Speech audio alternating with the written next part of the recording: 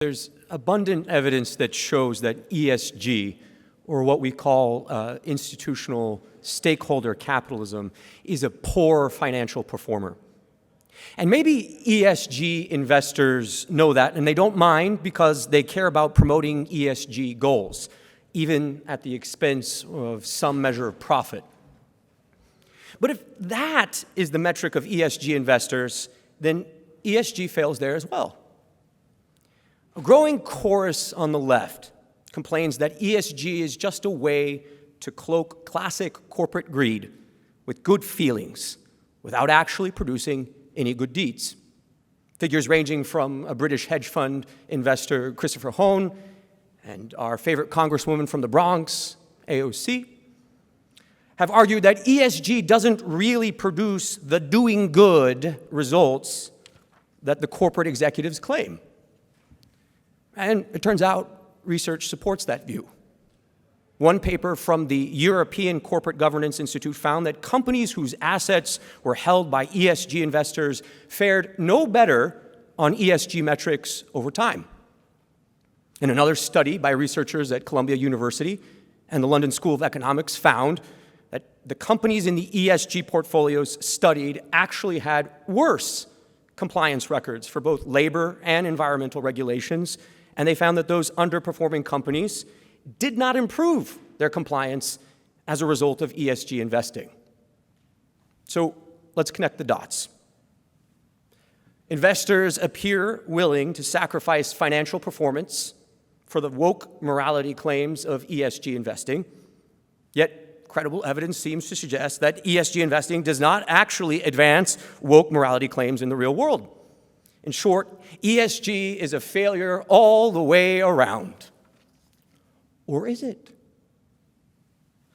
I hope you'll consider with me just one thought experiment here this afternoon with what I believe to be the deeper truth of ESG investing, which is that it is designed to fail.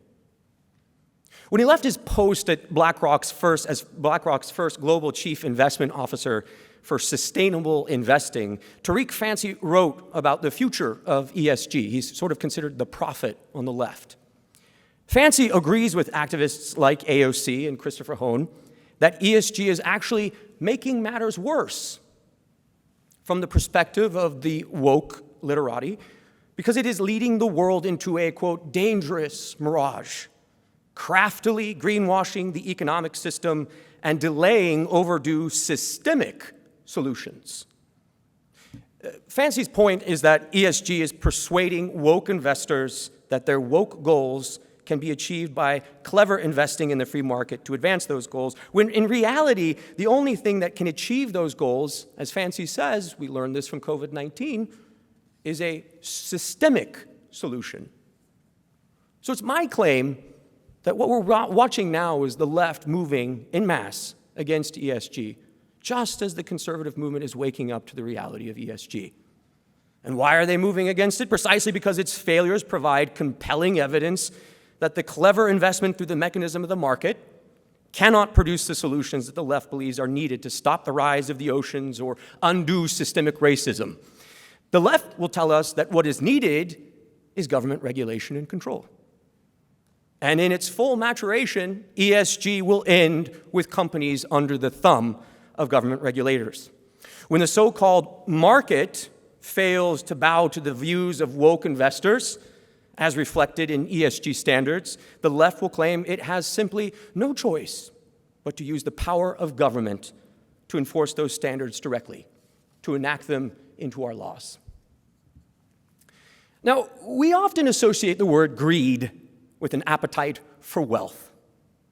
But in its etymology, greed also means an appetite for power. Read the documents. Klaus Schwab's Agenda 21, Larry Fink's A Sense of Purpose, or go back, as I did, to 1992, the Rio Conference, the United Nations document, The Future We Want. These documents are ostensibly about wealth, and they've got the little scattered pans to racial diversity and sustainability throughout. But I think they're best understood as documents about power and how to take it. And in that sense, ESG is just a battlefield in a war of principles Woke principles versus the alternative. And what is the alternative that our leading conservative thinkers are offering? Well, the leading conservative response to ESG is essentially to plead for corporate neutrality. Corporations should be neutral on moral and political issues, and consumers should be too. In this view, we all have our citizen hat and our consumer hat, and we shouldn't try to wear both at the same time. I disagree. Asking that we counter ESG with return to free market principles of profit maximization and corporate neutrality is like bringing Q-tips to a gunfight. On ESG, the left is arguing from principle. Environmental regulation, racial diversity, equity, inclusion are moral imperatives that companies must be forced to obey. And our answer is we should be a lot like Switzerland. Leave us out of the fight. As if we believe, and maybe some of us do, that economic activity is divorced from morality or the human person. To put a finer point on it, Vivek Ramaswamy, a colleague of some of these folks here on our panel this afternoon, is a leading voice for this position. And he described recently a Wall Street Journal story that quoted one of the co-founders of Airbnb as stating in a closed-door meeting that, you know what, Airbnb is not here to promote American values. And Ramaswamy says, quote, my principles say that's okay. That's a perfectly legitimate thing for a company to say. Even a company that bases its headquarters in America is that, look, we're not here to promote American values. It's a legitimate thing for a company to say in the open, end quote. Again, I disagree. And I think many Americans do too. Here's what it looks like, from my perspective, when companies seek only profits and remain value neutral. A corporate elite with no obligations but to pursue profit views the living, breathing American worker merely as a raw labor input. Immigration, then, is a means to take labor from whatever source is cheapest. A so-called neutral policy, where the free labor market dictates, allows companies to import low-wage substitution workers through America's generous and numerous visa programs to replace hard-working, wage-earning Americans, while imposing on those same Americans the social costs of mass immigration, expanded welfare, Medicaid, rent supplements, food stamps, inundated courts and prisons, and proliferating language remediation in our schools and government offices. In other words, so-called neutral corporations privatize their profits from low-wage labor while socializing the costs. Low-wage labor and higher profits for me, expanding and expansive social programs, and an increasingly unrecognizable country for you. Or, as Pat Buchanan once observed, a corporation free of any obligation to the American people works, quote, ceaselessly to erase our borders and diminish our national sovereignty. I'll add here, look, companies with neutral values would have no shame in, for example, selling highly addictive drugs to working-class communities like mine. They would feel no regret in trafficking fetal body parts to academic or corporate research institutions, as Pfizer is doing currently. They'd feel no compunction in outsourcing our factories, polluting our rivers and our lakes, ripping off workers, unfairly squashing family businesses, or swallowing whole family farms. Neutral values is a nifty phrase for no values or immorality. So I could go on here, but you get the idea. There are American principles, and we should not be sheepish in demanding that companies adhere to them, including by constructing a legal regime, whether on immigration or fetal research or any number of other issues that forces them to. So let me make 3 points at the end here on that exactly. First, America's bargain with corporations is not a bargain of neutrality, as Vivek maintains. Any corporation that is headquartered in America, or indeed any corporation that does business in our country, is a beneficiary of the American people.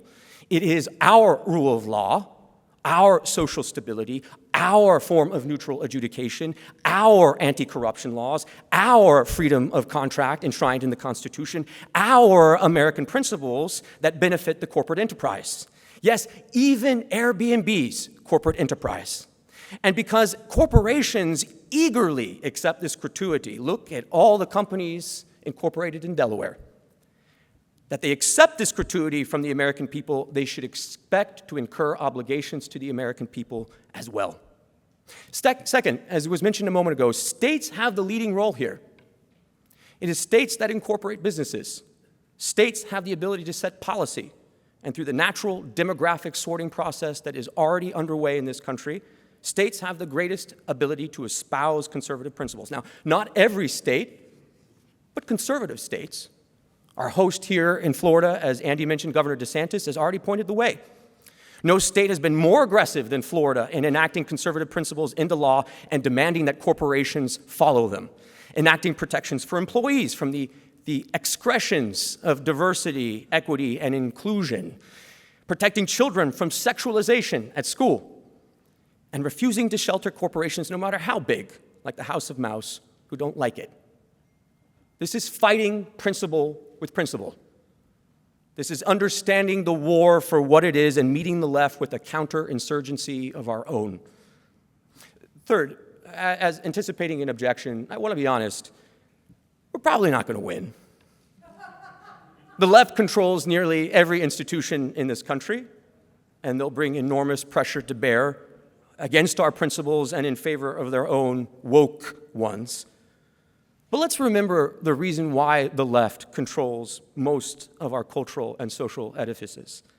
It's precisely because conservatives for decades countered the advance of the left with neutrality. When they're in power, the left gains ground. When we're in power, we espouse neutrality, essentially keeping the status quo until the left returns to power once more. The rising generation of conservatives, the millennials and the Zoomers, were born into a conservative movement that recites a tired litany of slogans like free markets or lower taxes.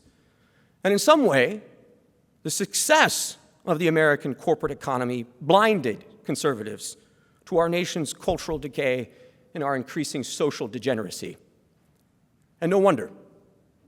As Roger Scruton once observed, a vision of life where the sole aim of existence is the accumulation of wealth and the sole concern of politics, the discovery of the most effective means to wealth, is desultory and ultimately destructive to the common good. Our answer to ESG cannot be to simply ask companies to remain neutral and focus only on maximizing profit. It turns out people matter. Where I grew up, in the San Joaquin Valley of California, a region so poor that we make Appalachia look like Monaco, my working class father used to say that the most important law to understand is the law of meth addicts. They have a law. The law is simply put, if it ain't nailed down, I'm taking it. Cars, lawnmowers, porch furniture, jewelry, even trash. The answer to meth addicts is to nail something down. It's the only boundary their mania respects.